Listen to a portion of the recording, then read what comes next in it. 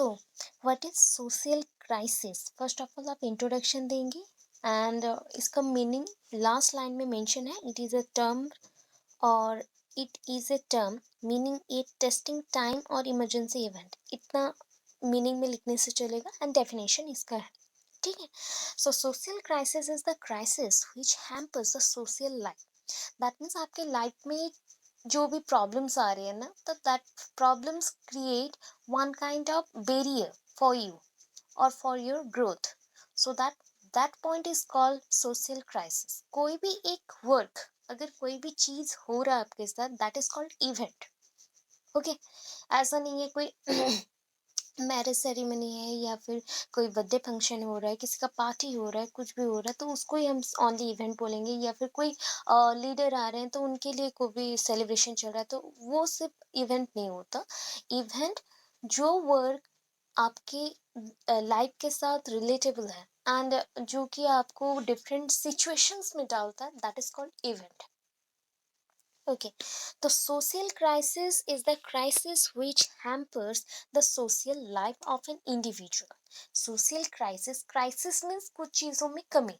Okay, so social crisis एक type का crisis है जो कि लोगों के लाइफ को हैम्पर करता है. दैट मीन्स उनके ग्रोथ को या फिर उनके लाइफ के जो साइकिल्स है उसको थोड़े टाइम के लिए दूसरे डायरेक्शंस में दे देता है या फिर दूसरे वे से चलाता है, तो थोड़ा सा लाइफ चेंज हो जाता है उस टाइम पे. इट कैन इंक्लूड, इसमें क्या क्या इंक्लूड है? Rescission, world war, terrorism etcetera. Terrorism आप ऑलरेडी जानते हैं, terror attack, that is which leads to world war also. Recession, that means ये आपके अंदर हो सकता है, पर्सनल हो सकता है, ऑफिसेस में हो सकता है, स्कूल्स में हो सकता है, कास्ट वाइज हो सकता है, या फिर डिफरेंट रेसेस वाइज भी हो सकता है.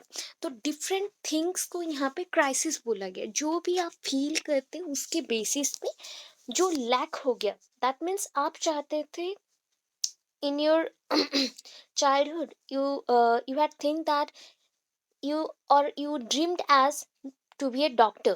आप चाहते हो कि आप एक डॉक्टर बने, आपने थिंक किया था कि आप डॉक्टर बनो, but due to certain point और ड्यू टू सर्टेन इश्यूज, तो यहाँ पे हम इश्यूज जो जो टर्म बोल देते हैं ना, issues, that is called crisis. Due to certain crisis you can not achieve that goal. आप वो चीज कर नहीं सके या अचीव नहीं कर सके. So that point is called social crisis. तो उसे क्या बोलते हैं हम लोग? Social crisis.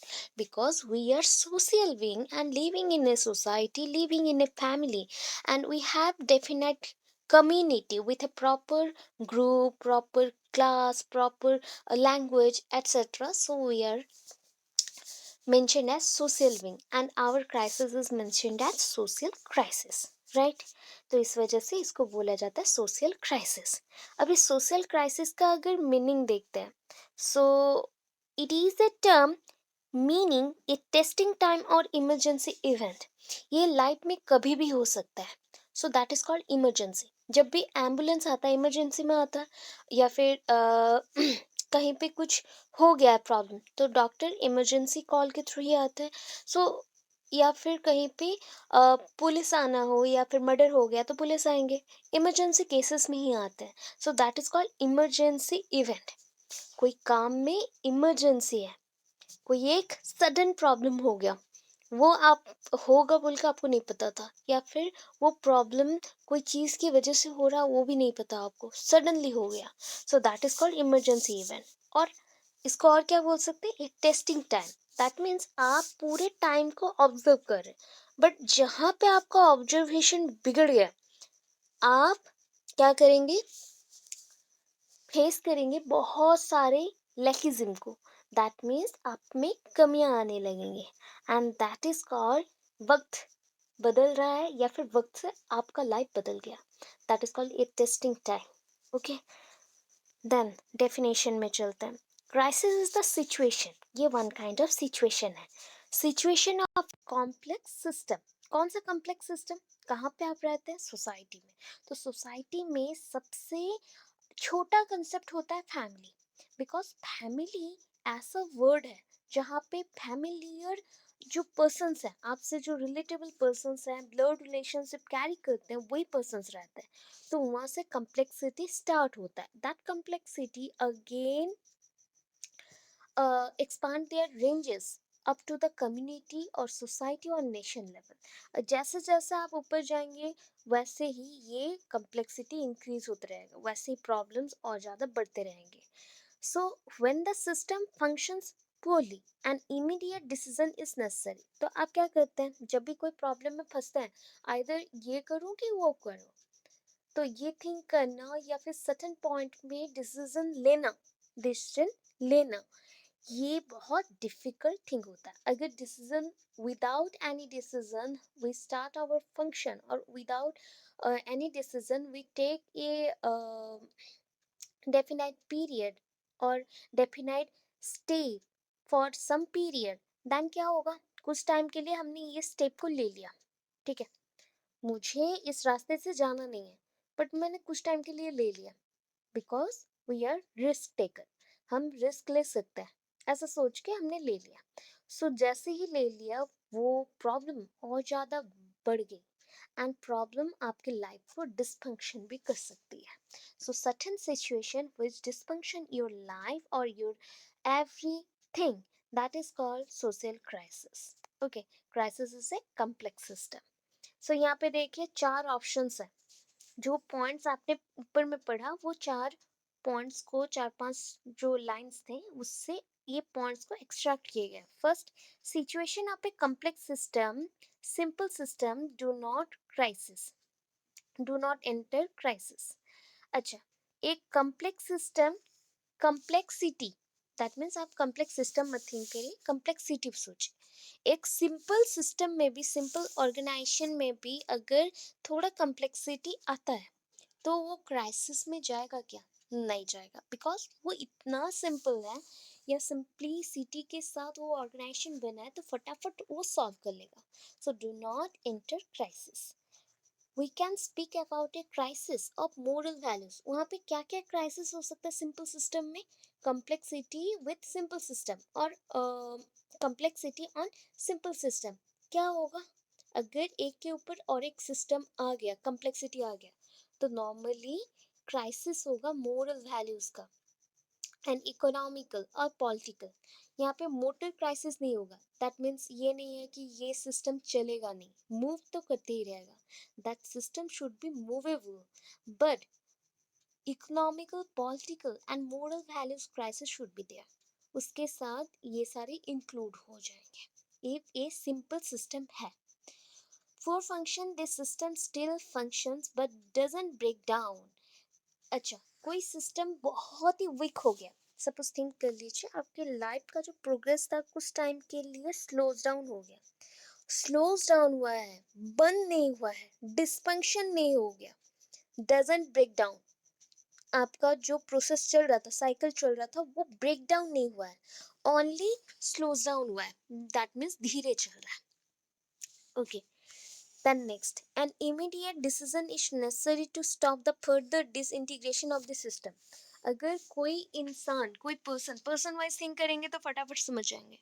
Person wise think करिए कि सपोज कोई पर्सन आपको बहुत ज़्यादा ही परेशान कर रहा है, तो पर्सन से आप क्या ट्राई करते हैं कि कैसे उससे आप रिलीफ पाए या फिर फ्री हो जाए, that means you are free from that person. So उसके बॉन्डेज में आप ना रहे. So that is created by only you by making a positive decision for your future. आपके फ्यूचर के लिए जो आप पॉजिटिव डिसीजन लेंगे उसी से ही ये सॉल्व हो सकता है. No audio. सडनली कोई पॉइंट पे अगर किसी से सेपरेट होना चाहते हैं जो आपको बहुत ज़्यादा बॉदर करता है, तो आप क्या करेंगे, उससे सडनली खुद को सेपरेट करेंगे, बिकॉज ये डिसीजन आपका खुद का होना चाहिए ना कि किसी और का. ठीक है, अगर आप खुद से किए तो आप हैप्पी रहेंगे, आपके लाइफ में आप क्या कर सकेंगे, मूव ऑन कर सकेंगे. तो ये चीज़ होता है, क्राइसिस हमें ये सिखाता है कि सडन डिसीजन कैसे लेना है. कोई एक प्रॉब्लम है, अगर सपोज किसी के फैमिली मेम्बर को कुछ हो गया, during this period means corona period बहुत लोगों के पेरेंट्स को प्रॉब्लम हुई है, कोरोना हुई है, बुखार हुई है, बहुत कुछ हुई है तकलीफ। तो उसके साथ कैसे डील करना है, आप लोगों ने किया है, हम लोगों ने किया है। तो इसमें आप सडन डिसीजन किसका था, मेरा था या फिर आप लोगों का था। सो ये बताता है कि आप सडन डिसीजन अगर लेंगे, सो वो जो सिस्टम था वो इंटीग्रेट नहीं होगा, हमारे लाइफ पे ऊपर आ नहीं जाएगा, या फिर पूरा इनकॉर्पोरेट होके पूरे लाइफ टाइम तक नहीं रहेगा। तो ये होता है क्राइसिस। क्राइसिस कभी भी लॉन्गर पीरियड के लिए नहीं होता, शॉर्ट पीरियड के लिए होता है। कोई एक स्मॉल और ब्रीफ पीरियड के लिए होता है। दैट ब्रीफ पीरियड में भी 12 years, 13 years, 14 years या 40 years ऑल्सो। ऐसा कुछ नहीं है। ये 5 मिनट्स के लिए भी हो सकता है, 1 मिनट के लिए भी हो सकता है। किसी को आप बहुत ज़्यादा मिस कर रहे हैं, that is also called personal crisis. So ये क्राइसिस सडनली आप खुद ही ठीक कर सकते हैं। तो ये छोटे मोटे क्राइसिस है जो 1 मिनट या फिर कुछ मिनट्स के लिए हो सकता है। तो वैसा आप क्राइसिस देखेंगे अपने इकोनॉमिकल कंडीशन में, अपने सराउंडिंग में, सोसाइटी में। एंड पॉलिटिकल इश्यूज तो है, पॉलिटिकल क्राइसिस ये एक बिगेस्ट क्राइसिस है, one kind of biggest crisis which includes all the type of crisis, that is economical crisis also incorporated here, or economical crisis include again various personal crisis also. Due to political issues हमें क्या नहीं मिलता, we didn't get any type of proper fooding or harvesting systems or voting systems, our education systems, सब कुछ weak हो रहा है।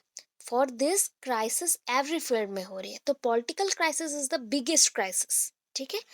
The causes are so many, ये बहुत सारे कॉजेस है। एंड अननोन भी है, कौन सा फैक्टर कब वर्क कर लेगा ये पता नहीं है। That it is impossible to take a rational informed decision to reverse the situation। इसलिए क्या करना पड़ता है कि आपको जब भी सिचुएशन अगर शॉर्ट हो या फिर स्मॉल पीरियड के लिए हो, तो आप फटाफट डिसीजन लीजिए। या फिर अगर लॉन्गर हो गया, that means it is quite impossible to solve it, या फिर इसके प्रॉब्लम को रिजॉल्व करना again back to normal position, ये डिफिकल्ट हो जाता है। सो इसलिए जब भी सिचुएशन आए तो तब भी कोई ना कोई एक स्टेप ले जाना चाहिए, अदरवाइज बहुत डिफिकल्ट हो जाएगा। सॉरी। यहाँ तक हो गया। इसके बाद नेक्स्ट चलेंगे।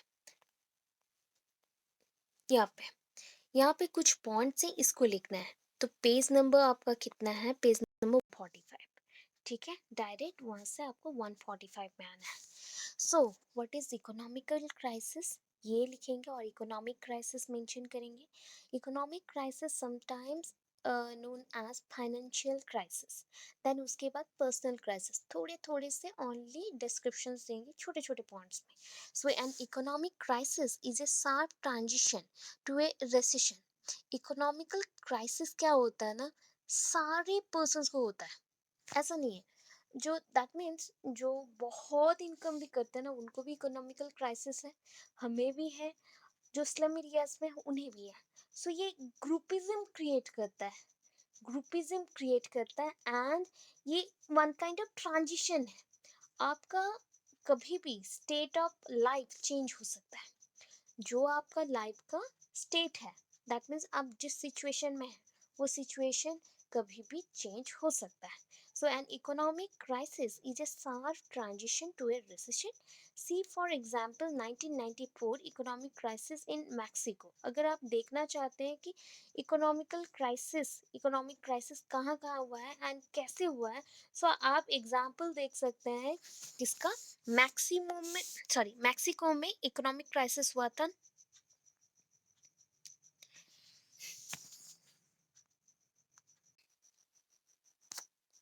आई होप आप लोगों को दिख रहा हो।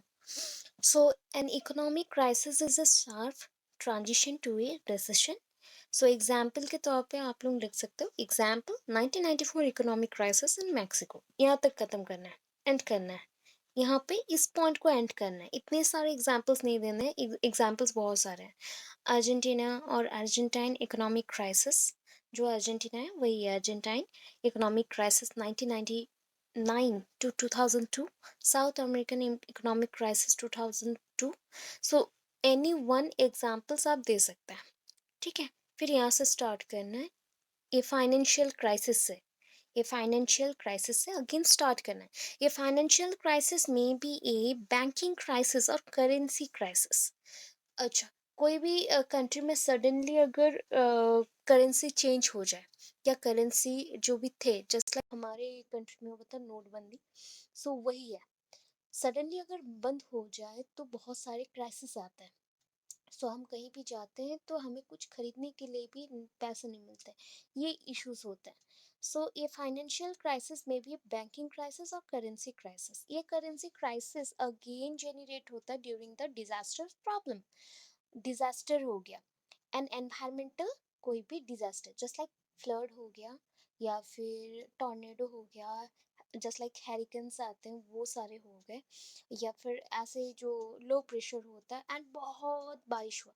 सो कुछ टाइम के बाद जैसे देखते हैं वेजिटेबल्स का रेट डबल हो जाता है, या फिर टैक्स, अभी के टाइम पे टैक्स चेंजेस हुए हैं, तो बहुत ज़्यादा ही जीएसटीज लग गए हैं, एंड उसके ऊपर हम जो भी खरीद रहे हैं बहुत कॉस्टली हो गया है।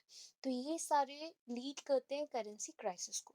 So an environment disaster is a disaster that is due to human activity and shouldn't be confused with a natural disaster. ये हम लोग एनवायरमेंटल डिजास्टर मीन समझते हैं क्या, ये टोटली ये नेचुरल डिजास्टर है। एनवायरमेंटल डिजास्टर में टू टाइप्स के डिजास्टर होता है, one is natural disaster, another one is human man made, और ह्यूमन और man made disaster. That means human activities also lead to any type of disaster. Suppose कहीं पे कोई plant पे वर्कर्स हैं एंड वो काम कर रहे हैं, सडनली बाय एनी हाउ क्या होता है, स्मोक कर रहा है या कोई कुछ कर रहा है तो आग लगे, ठीक है। एक पर्सन ने स्मोक किया तो उसके जो उसने मैच बॉक्स से जलाया उससे आग लग गया। तो अभी किसको हम यहाँ पे प्रॉब्लम बताएंगे कि ये एनवायरमेंटल क्राइसिस है। Yes, it is an environmental crisis, but यहाँ पे मेन इश्यूज किसके वजह से हुए, ह्यूमन मेड है, that means man made crisis. Human ने इसको किया सो हुआ, ठीक है। So in this case the impact of human alteration, alteration means change करना, किसको चेंज कर रहा है, एनवायरमेंट में जो इकोसिस्टम है। What is ecosystem, system means organise type, organised type, और यहाँ पे जितनी चीजें रहेंगे ऑर्गेनाइज्ड वे में प्रेजेंट रहेंगे, and eco means environment, environmental system. Within this environmental system, many organisms are present who are followed or who are following this rule, eaten and being eaten up। कोई मुझे खाएगा, मैं किसी को खाऊंगा, ऐसा जो है ना चीज, इसको बोलते हैं। जैसे कि मैं खाना चाहिए, मुझे खाना चाहिए, तो मुझे किसी के ऊपर डिपेंड होना पड़ा, अभी मुझ पे भी कुछ लोग डिपेंड होंगे या कुछ ऑर्गेनिजम्स डिपेंड होंगे, तो उसको हम बोलते हैं इकोसिस्टम का रूल। तो यहाँ पे जो कंडीशन है, इकोसिस्टम का कंडीशन है, उसको कौन चेंज कर सकता है, ऑल्टर कर सकता है, दो वेज में ऑल्टर हो सकता है, दैट मीन्स चेंज हो सकता है। That is first one is natural disaster and second one is human made disaster। human made disasters has led to be widespread, ये बहुत ज़्यादा भी हो सकता है, and long lasting इसके results होंगे, that means इसके जो पूरे आउटपुट्स होंगे बहुत ही हार्मफुल होगा, एंड उसके कॉन्सिक्वेंसेस से इकोनॉमिकल क्राइसिस बहुत ज़्यादा ही बढ़ जाएंगे, even if it leads to migration. Migration, लोगों को एक जगह से दूसरे जगह को चले जाना पड़ेगा, जैसे कि अभी के टाइम पे भी क्राइसिस हुए थे कोरोना पीरियड में, सारे टीचर्स को बहुत प्रॉब्लम हुआ, एंड सारे पर्सन्स को भी बहुत प्रॉब्लम हुआ जो वर्कर्स हैं एंड अदर स्टेट्स में रह के इनकम करते हैं, so they are not having any type of resources to get money, और they have no income sources, so उनके पास कुछ भी नहीं था।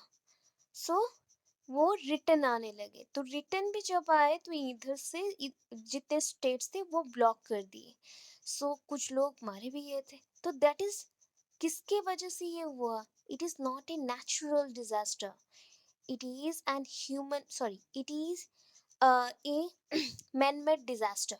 ये one kind of man made disaster है जो वुहान में हुआ था। सो उसकी वजह से इतने सारे क्राइसिस हो गए। तो ये क्राइसिस को माइंड में आप एग्जाम्पल्स अगर दे रहे, अभी का एग्जाम्पल दीजिएगा, बहुत बेटर होगा, मार्क्स बहुत अच्छे से मिलेंगे।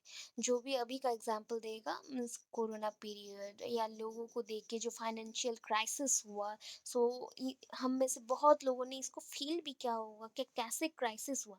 जो पर्सनल क्राइसिस है, तो हम लोग पूरे 1.5 ईयर पूरा घर पे बैठे रहे, कहीं पे जाने का नहीं है, कुछ करने का नहीं है, तो सोशल जितने भी फंक्शंस हैं, मीटअप्स हैं, वो बंद हो गए। जितने भी मीडियाज है वो ओपन हो गए। सोशल मीडियाज ओपन है बट सोशल मीटअप बंद। जो फेस टू फेस था, जो फेस टू फेस था वो मीटअप बंद। मीट अप मीन्स हम लोग मिलेंगे, फेस टू फेस इंटरेक्शन होगा, वो बंद हो गया। बट जो ओपन हुआ वो था media. Only Twitter, Snapchat, Facebook, WhatsApp, ये जितनी चीजें थे वो ओपन हो गया। उसके भी वैल्यूज यहाँ पे है, ठीक है। इसके बाद चलेंगे यहाँ पे, देखिए ये point. A personal crisis occurs when an individual can no longer cope with a situation. कब इंसानों को पर्सनल क्राइसिस होता है? कब कब होता है? सपोज कोई एनवायरनमेंट में चेंजेस आ रहा है, तो उस चेंजेस के अकॉर्डिंग आपको बदलना पड़ेगा, बट आप नहीं बदल पा रहे हैं। सो ये आपके लिए क्राइसिस है। सो देखिए, a personal crisis occurs when an individual can no longer cope with a situation. Cope means just like उसके साथ टैली करके चलना, मिक्सअप होके चलना। सो ये नहीं हो रहा है कोई सिचुएशन के साथ, so that leads to personal crisis. This is preceded by events of an extraordinary nature triggering extreme tension stress within an individual. So ये किस लिए हो सकता है? एनवायरमेंट में या नेचर में कोई एक ऐसा एक्स्ट्रा ऑर्डिनरी कंसेप्ट आ गया, या फिर वो कंसेप्ट ट्रिगर्ड हो गया है, उसकी वजह से लोगों के अंदर टेंशन एंड स्ट्रेस क्रिएट हो रहा है, एंड उसके वजह से दे रिक्वायर मेजर डिसीजन।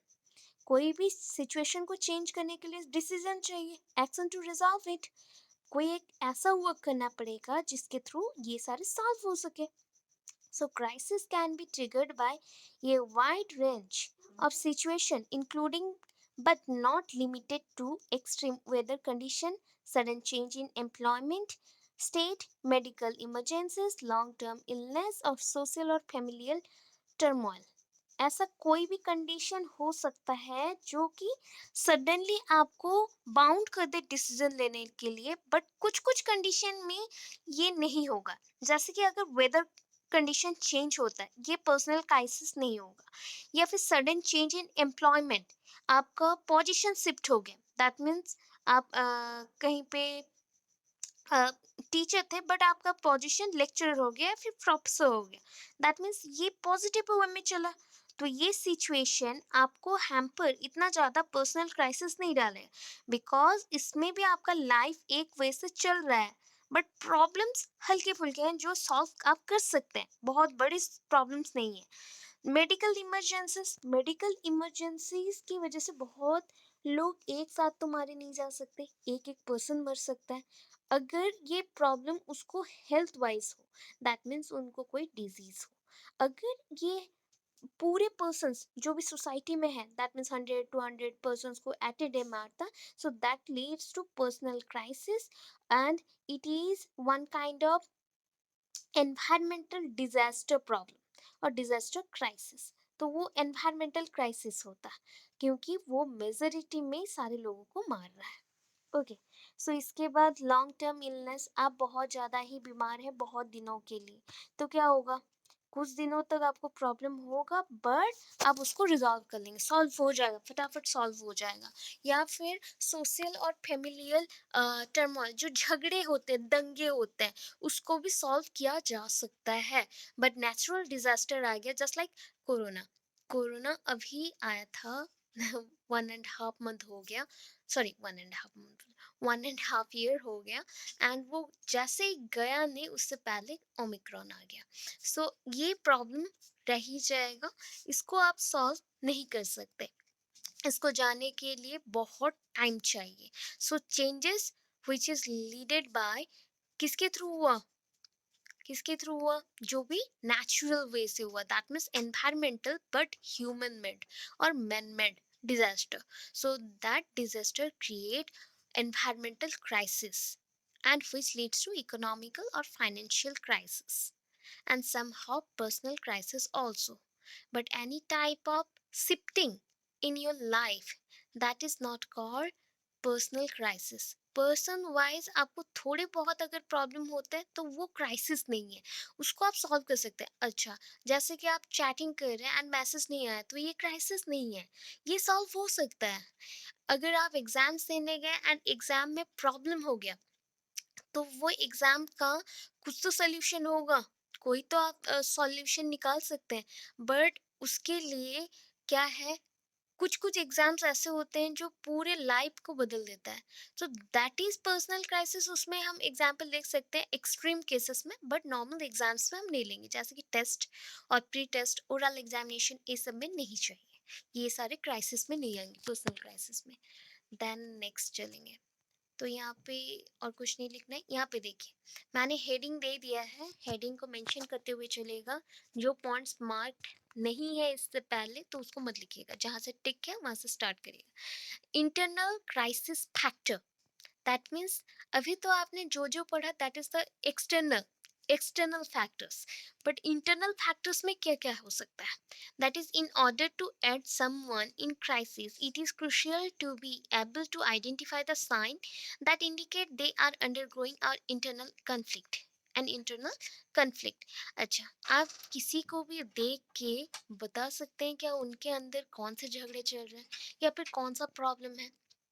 ये नहीं बता सकते. एंड दीज साइंस, जिनको मतलब हम सिम्टम्स जैसे देखते हैं ना कोई भी चीज का, तो यहाँ पे भी कोई पर्सन अगर झगड़ा कर रहा है किसी के साथ या फिर कोई चीज से उसका मूड ऑफ है तो उसको हम आइडेंटिफाई नहीं कर सकते, बिकॉज ये इंटरनल है, इंटरनल क्राइसिस है. ठीक है. सो यहाँ पे क्या होता है, कौन से चीजों की वजह से क्राइसिस हो सकते हैं? सो that is irrational or narrow thinking. irrational और एंड नैरो थिंकिंग. अगर आप कोई चीज़ों को थिंक करने के लिए एबल नहीं है, छोटे मोटे वे से थिंक कर रहे हैं एंड ये पॉसिबल वेज में आंसर्स नहीं दे रहा है या फिर सॉल्व नहीं कर पा रहा, दैट इज कॉल्ड इरेशनल और narrow thinking. Lloyd attention span. अगर आप लोग, मैं एग्जाम्पल्स दे रही हूँ, अगर आप लोग मुझसे बात कर रहे हैं एंड मैं सडनली बोलूँ कि मैं कुछ दिनों तक आपको रिप्लाई ना दूँ या फिर बात ना करूँ, तो अटेंशन मैंने नहीं दिया आप लोगों को. सो आप उसके बाद क्या होता है, धीरे धीरे बात करना बंद कर देंगे. सो ये भी वन काइंड ऑफ क्राइसिस है. क्राइसिस है, मैंने इंटरनल पॉइंट्स पे अभी बोला, इंटरनल पॉइंट्स पे एक साथ मिलके ये क्राइसिस क्रिएट करते किसी के मूड के ऊपर. बट इसके थ्रू लॉन्गर टर्म के लिए क्राइसिस नहीं आएंगे. अनक्लियर मोटिव्स, अगर किसी के मोटिव्स को आप ना जान पाए तो. Then next point is disorganised approach to problem solving. अच्छा, आप अगर कोई ऑफिस में वर्क करता है एंड ऑफिस में सब कुछ ऑर्गेनाइज्ड वे में है, तो आपको बोला गया you are a best employ. So हम क्या करें, आपको शिफ्ट करें, we are shifting you from employment to HR post. So normal worker to HR post में आपको शिफ्टिंग मिल गया. अभी जैसे HR पोस्ट में मिल गया तो सडनली आप ऑर्गेनाइज नहीं हो पाए, खुद को ऑर्गेनाइज नहीं कर पाए and after attending this post, उसके बाद आप पोस्ट को अटेंड करके क्या करेंगे? You try to solve many problems. आप ट्राई करेंगे कि सॉल्व कर सके, but due to disorganised approach, means आपके पास पर्टिकुलर ऑर्गेनाइज्ड अप्रोच नहीं है, जो भी चीज़ें हैं वो डिसऑर्गेनाइज्ड हैं, you can not achieve your goal और normally you can not solve your problem. तो प्रॉब्लम सॉल्विंग करना बहुत डिफिकल्ट हो जाएगा. Then next, that is called resistance to communication. Resistance to communication, that means अगर आप किसी से बात करना चाहते हैं, you want to talk with anybody and her parents और his parents are not agreeing them to talk with you. So वो एग्री नहीं किए कि उनके बच्चे आपसे बात करें, देन क्या होगा? One kind of barrier create होगा दोनों के अंदर। दैट मीन्स हम बोल सकते हैं ये जो नाइबर्स लोगों का प्रॉब्लम होता है ना कि एक दूसरे के साथ झगड़े हो जाते हैं, तो नाइबर्स में जो भी बच्चे हैं वो एक साथ खेलने लगते हैं, बट पेरेंट्स उन्हें मना करते हैं, तो वो उस टाइप का प्रॉब्लम हो सकता है। तो वो क्या करता है, रेजिस्टेंस टू कम्युनिकेशन, हम लोग बातचीत करना बंद कर देंगे। Inability to differ between large and small issues, हम अगर प्रॉब्लम्स को, हर एक प्रॉब्लम्स को इक्वल वैल्यूज़ देने लगे तो क्या होगा। सपोज़ आपका बहुत ज़्यादा ही इलनेस है, सो आपको कहाँ जाना चाहिए, डॉक्टर के पास, बट आपने क्या किया, ओनली कुछ मेडिसिन लिया एंड इग्नोर कर दिया। सो मे बी ये हो सकता है कि फर्दर आपको बहुत ज़्यादा ही प्रॉब्लम हो, हेल्थ इश्यूज़ हो, तो आपको पता नहीं है कि ये प्रॉब्लम बहुत बड़ा है या छोटा है।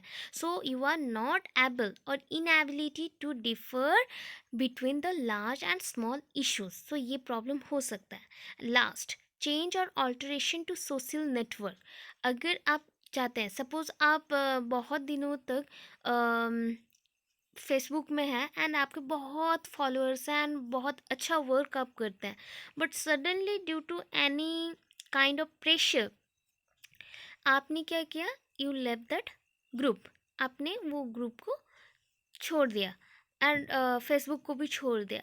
आफ्टर दैट अगेन आप 1 ईयर के बाद ज्वाइन करते हैं, सो उतना ही रेस्पॉन्स आपको मिलेगा क्या, इट इज़ नॉट पॉसिबल, ये पॉसिबल नहीं होता। सो सोशल मीडिया और सोशल नेटवर्क्स भी ऑल्टर्ड हो जाते, चेंज आ जाता है समहाउ, ये इसमें भी चेंज आता है, लाइफ में चेंज, डिसऑर्गेनाइज्ड वे में प्रॉब्लम सॉल्विंग करना, आइडेंटिफाई करना लार्ज एंड स्मॉल इश्यूज को, resistance to communication, lower attention span and irrational और नैरो थिंकिंग, ये सारे पॉइंट्स हैं। अभी देखिए क्या मेंशन है, ways to manage a crisis, crisis को कैसे मैनेज करेंगे, तो crisis management needs one kind of leader.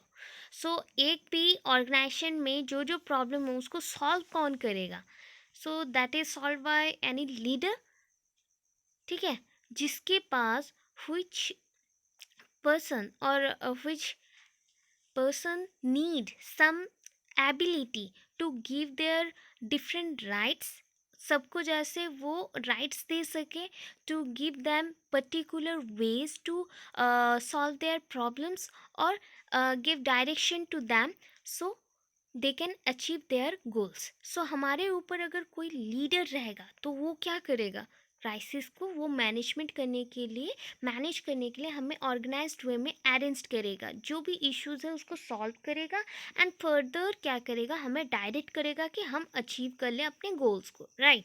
सो यहाँ पे crisis management is the process, एक प्रोसेस है by which an organisation deals with a major event that threatens to harm the organization, its stakeholders or general public।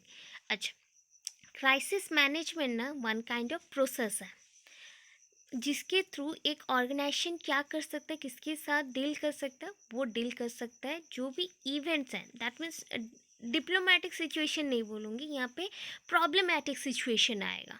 So problematic situation ऐसा आ गया and उससे बहुत सारे communities को harm हो सकता है एंड उसके जो रिलेटेबल, सपोज मैं बोल सकती हूँ बिजनेस के ऊपर। सो बिजनेस अगर कोई कर रहा है एंड उसको बहुत सारा क्या हो गया, प्रॉब्लम हो गया कि उसको लोन लेना पड़ा, बट वो एफर्ड ही नहीं कर सकता इतने सारे चीज़ों को बाय टेकिंग और बाय गिविंग दैट मनी, मतलब जो भी उन्होंने लोन से लिया उसको दे के उनका प्रॉब्लम सॉल्व नहीं हो रहा, तो उस टाइम पे वो क्या करते हैं, हेल्प लेते हैं, दैट मीन्स वो एडवाइस लेंगे from the higher event organisations जो कि सॉल्व कर सकते हैं ऐसे प्रॉब्लम्स को, एंड उसके ऊपर क्राइसिस मैनेजमेंट के ऊपर भी स्टडी होता है। The study of this crisis management originated with the large scale industrial and environmental disaster in the 1980s. During the 1980s there are a lot of environmental disaster, so and industries, so environmental and industrial disasters जो हुआ उसकी वजह से क्या होगा, which leads to various types of crisis, and that crisis need one kind of management system, so that in 1980s management crisis management organization क्या हो गया, हैड बीन अराइज्ड और ओरिजिनेटेड। तो उसके टाइम पे हो गया था, उस टाइम पे हो गया। उसके बाद क्या हो गया, तो ये जो ऑर्गेनाइजेशंस था, तो ये किस पे वर्क करते हैं, ये थ्रेट टू द ऑर्गेनाइजेशन, कौन से ऑर्गेनाइजेशन के ऊपर डर है या थ्रेट है, मीन्स क्राइसिस में चेंजेस आ सकते हैं वो। Then the element of surprise, ये क्या होता है ना, crisis one kind of surprise है, unknown surprise without giving any type of notation that will be present, कभी भी वो आ सकता है, टपक सकता है, ऐसा टाइप का थिंक करिएगा।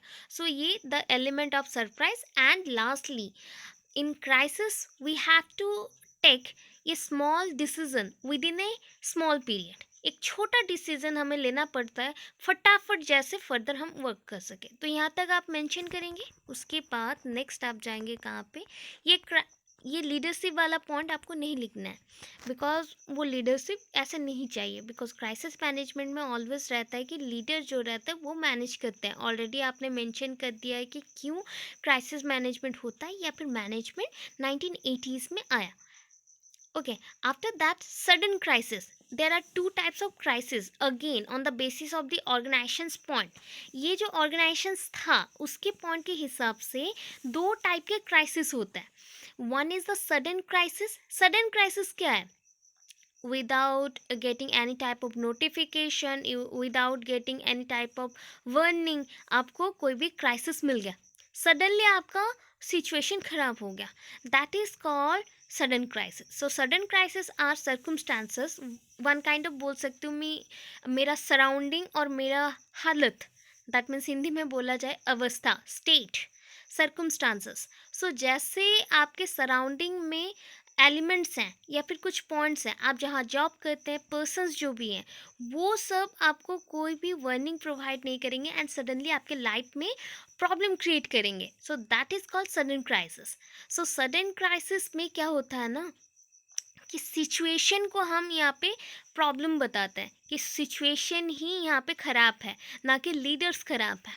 Okay, but in case of other type of crisis, that is called smoldering smoldering smoldering crisis. So in the smoldering crisis, it is little bit different from the sudden crisis, because in the sudden crisis normally any type of person or any type of elements or surrounding influence you without warning or without any type of notification. सो ये क्या होता है कि कभी भी problem create हो गया, that is called sudden. But smouldering में क्या होता है कि आपको पता रहेगा कि आपके ऊपर कुछ प्रॉब्लम होने वाला है, ठीक है, बट फिर भी आप बहुत ट्राई कर रहे हैं, सॉल्व नहीं हुआ। जैसे कि ऑफिसेस में होता है या बिजनेसेस में होता है, आपको पता है कि आपने जो किया वो गलत है एंड आप बहुत ज़्यादा ही ट्राई करते हैं कि उसे सॉल्व करें, but due to negligence management system, ये क्या होता है ना, ये क्राइसिस अराइज होता है एंड आप उसे सॉल्व नहीं कर पाते। सो यहाँ पे लीडरशिप जो कैरेक्टर है, दैट मीन्स लीडरशिप जो कर रहे हैं उसको बहुत ज़्यादा ही ब्लेम होना पड़ता है, दैट मीन्स वो रिस्पॉन्सिबल है, वो रिस्पॉन्सिबल है। तो हम इतना लिखेंगे और नहीं लिखेंगे, इससे ज़्यादा नहीं लिखेंगे, ये 4 लाइन हो गया। अभी देखिए नेक्स्टली क्राइसिस मैनेजमेंट मॉडल।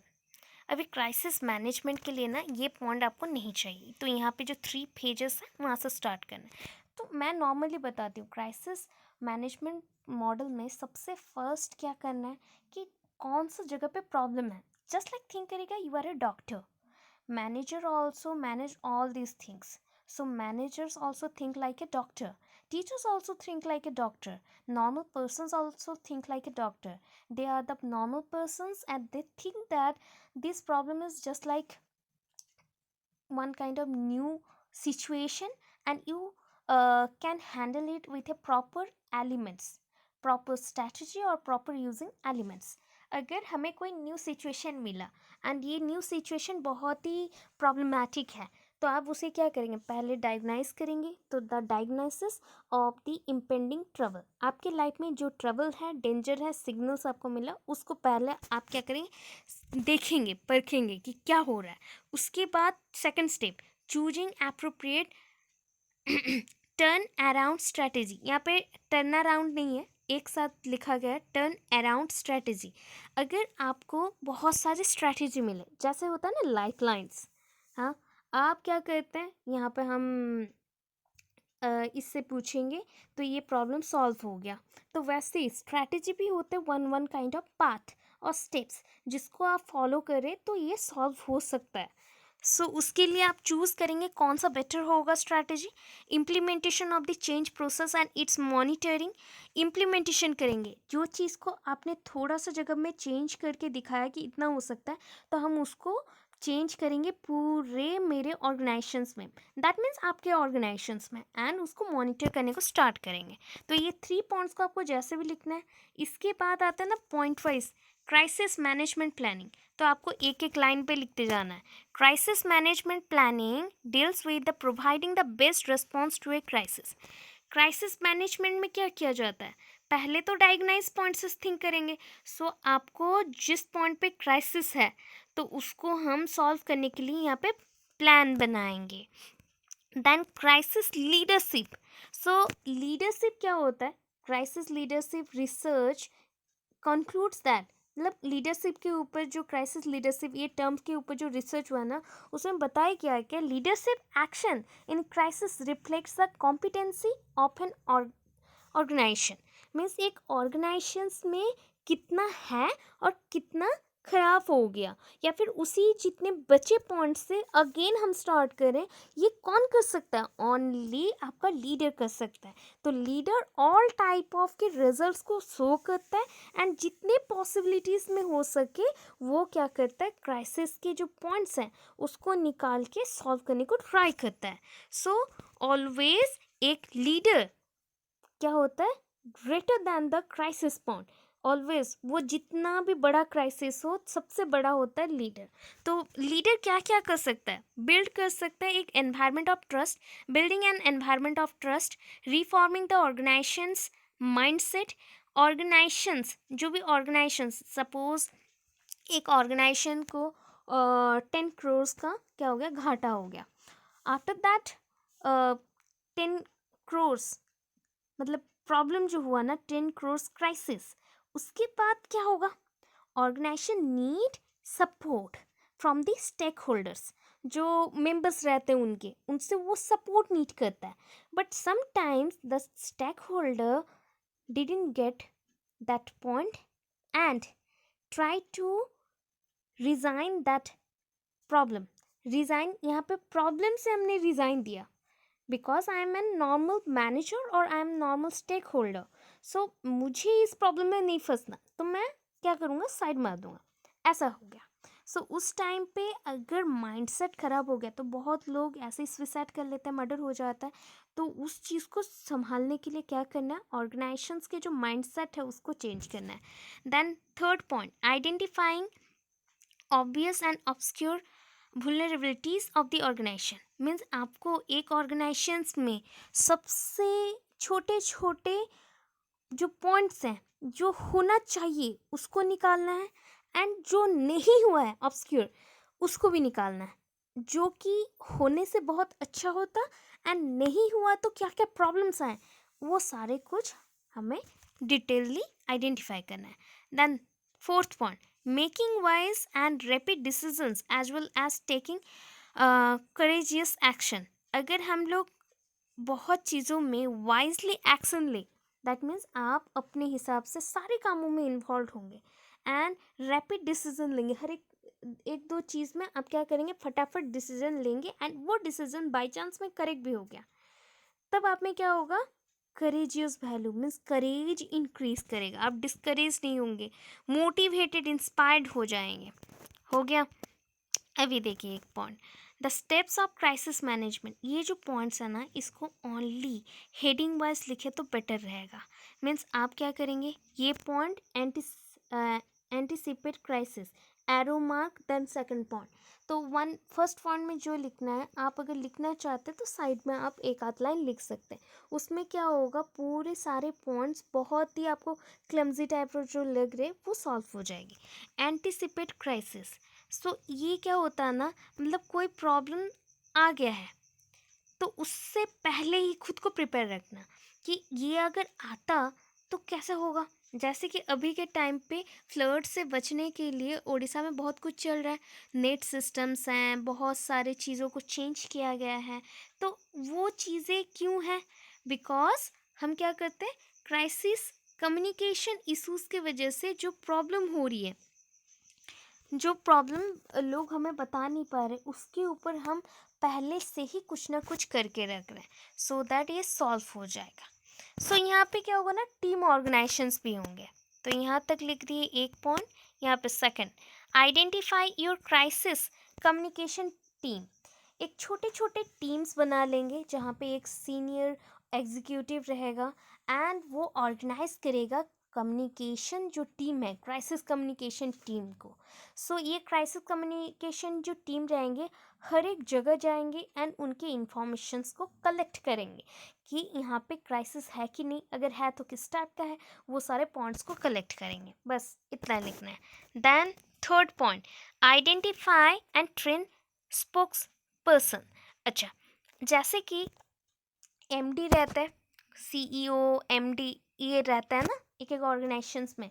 तो वो क्यों रहते हैं? Because they are the chief persons और spokes speaker, sorry spokesperson, और that is called our in the normal language, अगर मैं बोलूँ जो बात कर सकते हैं, दैट मीन्स लीडिंग कैरेक्टर्स को कैरी कर सकते हैं, दैट मीन्स लीडरशिप। सो ऐसे ऐसे पर्सन्स को भी रखना चाहिए जो हमारे बातों को वहाँ जाके बता सके, या फिर प्रॉब्लम्स कहाँ पे है उसको स्पीक कर सके। दैट मीन्स बहुत लोग होते हैं ना, मतलब बातें एक दूसरे से करते हैं, बट जब बहुत हज़ार हज़ार लोग आ जाए एंड क्राइसिस पड़ जाए तब भाग जाते हैं। तो ऐसा ना हो कि वो भाग जाए। सो यहाँ पे एक स्पोक पर्सन होगा जो कि during the crisis point always क्या करेगा, सपोर्ट सिस्टम के जैसे खड़ा रहेगा एंड कोई भी चीज़ हो तो वहाँ पे हमारे पॉइंट ऑफ व्यू से भी बोल सकता है, ऐसा। तो वैसे स्पोक पर्सन को यहाँ पे आइडेंटिफाई करना है पहले एंड उसे ट्रेन भी करना है। तो यहाँ पे कौन से पॉइंट्स पे हमें काम करना है? द राइट स्किल, जो स्पोक पर्सन होगा ऑलवेज राइट स्किल कैरी करेगा, राइट पोजीशन, राइट ट्रेनिंग। ठीक है, लोग स्किल्स को लर्न करें कि नहीं, राइट पोजीशन में है कि नहीं, उनका स्टेटस कैसा है, क्या है, एंड राइट ट्रेनिंग। ट्रेनिंग ये वन काइंड ऑफ एजुकेशन है, training one kind of education है with support in every point and it's a bigger opportunity also to get the training for the crisis management for those person who are involved it। जो इसमें involve है उनके लिए बहुत ही बड़ा एक dream जैसा है जहाँ पे उनको ट्रेनिंग मिलता है and they are capable to say anything in front of other person or other members of the organizations, so should receive professional training in how to speak to the media। अभी देखिए fifth point, establish notification and monitoring system। so there are two systems including in the fifth point, notification system and the monitoring system। notification means that is if you are very sleepy, means मैं बहुत ही ज़्यादा नींद को पसंद करती हूँ and मैं नींद में हूँ, तो somehow if my friends calling me और if my friends message me, what will happen to the next? I get some notification from them and for this notification I'll call you back them in the morning। अगर मुझे कोई ज़रूरी काम नहीं है तो वो बार बार रिपीट कॉल नहीं करेंगे। अगर नॉर्मल नोटिफिकेशन भेजना है तो मुझे सुबह नोटिफिकेशन मिल जाएगी, बिकॉज मैं नींद में थी तो मैंने नोटिफिकेशन नहीं देखा इतना सारा चीज़ों का। तो वो नोटिफिकेशन हर एक पॉइंट पे होना चाहिए। इवन इफ अगर कोई वर्क एक ऑर्गेनाइजेशन में और इंस्टीट्यूशन में नहीं होता है तो वो भी नोटिफिकेशन में आना चाहिए कि ये सिस्टम में डिले चल रहा है। And monitoring system, so monitoring system is just like a watching the total concept, पूरे कंसेप्ट को ये वॉच कर रहा है। एंड नोटिफिकेशन सिस्टम में बहुत सारे ऐप्स यूज़ होते हैं, जस्ट लाइक हम लोग ट्रू कॉलर यूज़ करते हैं, नॉर्मल मैसेज यूज़ करते हैं, मैसेंजर, जहाँ पे नोटिफिकेशन आता है वो सारे फैक्स हो सकता है, जीमेल हो सकता है, गूगल हो सकता है एंड जो क्रोम है वो हो सकता है। तो ये सारे सोशल मीडिया है। मॉनिटरिंग सिस्टम में क्या होता है, हमें पता है कि social media is a very fastest vehicle of the social crisis management. Each point of that social media catch both of the trend, just like the positive trend and the negative trend. ऐसा होता है ना, आप लोग जो भी video देखते हैं वो ट्रेंडिंग ट्रेंडिंग मैसेज रहता है। ट्रेंडिंग मीन्स जो इसको जिस चीज़ को बहुत लोग फॉलो करते हैं उसे हम लोग ट्रेंडिंग बोलते हैं। यहाँ पे क्या है, जो भी लोग होंगे अगर प्रॉब्लम में फंसे तो वो नेगेटिवली क्या हो जाएंगे, ट्रेंड हो जाएंगे। दैट मीन्स अगर हम चेक करेंगे तो क्राइसिस और भी बढ़ जाएगा। तो क्राइसिस को चेंज करने के लिए हमें क्या करना है, पॉजिटिव नेगेटिव बोथ को बैलेंस करना है। तो ये मॉनिटरिंग सिस्टम है। देन उसके बाद देखिए जो पॉइंट्स है ना, अभी उसको एक्सप्लेनेशन बिल्कुल नहीं देना है। 6 से एक्सप्लेनेशन नहीं दीजिएगा, ओनली हेडिंग दीजिएगा, बिकॉज उसका और कोई उतना ज़्यादा एक्सप्लेनेशन नहीं देने से चलेगा। हम लोग बहुत लिख लिया अभी तक। तो assess the crisis situation, assess means हम इवेलुएट करेंगे कि क्राइसिस सिचुएशन कैसा है, कौन से टाइप का है। Then next, have a plan. So normally if we have a plan तो definitely plan प्लान क्या कैरी करेगा, प्लान है various types of objectives. Plan के पास बहुत सारे ऑब्जेक्टिव्स होंगे कि इसको अगर हम फॉलो करते हैं तो मुझे ये मिलेगा। तो प्लानिंग में नॉर्मली बहुत सारे ऑब्जेक्टिव्स रहते हैं जो कि लोगों के जो भी क्राइसिस है उससे पहले ही उसको सॉल्व करने के लिए प्लान प्रोवाइड करते हैं। अच्छा, ऑलवेज क्या है ना, आप कभी भी क्राइसिस में नहीं फंसेंगे इफ आप बहुत ही ज़्यादा ऑनेस्ट रहें एंड ओपन टाइप रहें। जिसको जो इश्यूज हो रहा है अगर आप बोल देते हैं एंड सॉल्व कर देते हैं, दैट मीन्स क्राइसिस कभी नहीं आता है। Only heading keep employees informed. Always क्या करेंगे, जो भी ऑर्गेनाइजेशंस में वर्क करते हैं उनको फोर्सफुली वर्क नहीं करना है, उनको सारे कुछ चीज़ों का इंफॉर्मेशन होना चाहिए, because they worked in your organisation, वो आपके ऑर्गेनाइजेशन में काम करते हैं। Then number 10, communicate with customers and suppliers, only heading. Then update early and often. जो भी प्रॉब्लम्स हो एंड बहुत ज़्यादा बात करने से बहुत ज़्यादा प्रॉब्लम्स होते हैं, तो इसको हम क्या करेंगे, बहुत जल्दी से सॉल्व करेंगे as soon as possible. And जो जो पॉइंट्स को समझ लेना चाहिए उसको हम मीडिया में लिख के अपलोड कर देंगे। जस्ट लाइक होता है ना, बहुत टाइम में आपको बहुत कुछ जानना रहता है, each and every second news का जानना रहता है। तो न्यूज़ जितने भी मीडियाज़ है ना यही वर्क करते हैं। ऐसे ही कोई भी क्राइसिस हो गया कहीं पे, यहाँ पे ज़मीन भगा दिया गया, ज़मीन पे लोगों को रहने नहीं दिया गया, वहाँ से भगा दिए, तो ये क्राइसिस हो गया। फ्लड आ रही है, डैम हो रहा है, बट डैम के लिए भी टैक्स देना पड़ेगा, पे करना पड़ेगा नॉर्मल लोगों को, ये भी एक क्राइसिस हो गया। तो ये सब कहाँ से सुनते हैं, न्यूज़ साइकिल से, दैट मीन्स न्यूज़ जो देता है उसी से। तो उसके लिए भी प्लानिंग सेम रहेगी, जैसे नॉर्मल चीज़ों के लिए प्लानिंग्स होती हैं बस के लिए भी। Do not forget social media. तो हमें यहाँ पे सोशल मीडिया को कभी नहीं छोड़ना है, बट सोशल मीडिया को हम पावरफुल वेपन जैसा काम करेंगे एंड यूज़ करेंगे, एंड उसमें ओनली नेगेटिव नहीं पॉजिटिव वे में प्रेजेंट करेंगे अपने जितने भी थॉट्स को, ठीक है। Don't forget social media. उसके बाद आता है, ये देखिए एग्जाम्पल्स हैं। तो मैंने बोला ये एग्जाम्पल्स या फिर ये एग्जाम्पल्स मत लिखिए, ये भोपाल हमारी कंट्री का है तो इसको लिखेंगे तो बेटर रहेगा। भोपाल ये नहीं लिखेंगे तो भी चलेगा, लिखना है ही नहीं बिल्कुल, बट एग्जाम्पल बाय चांस पूछ लिया तब आप लिखेंगे, वो भी 2-3 लाइन, मतलब कहाँ हुआ, कब हुआ एंड किस लिए हुआ। The Bhopal disaster in which poor communication before and during and after the crisis cost thousands of lives and illustrates the importance of the incorporating cross-cultural communication in the crisis management plans. Bhopal जो disaster हुआ था ना, इसको हम लोग बोलते हैं EVS में Bhopal gas tragedy. That means लोग कुछ दिनों से वहाँ पे काम करने नहीं गए थे, एक आध पर्सन जाता था, थोड़ा बहुत साफ सफाई करता था, काम करता था, आ जाता था।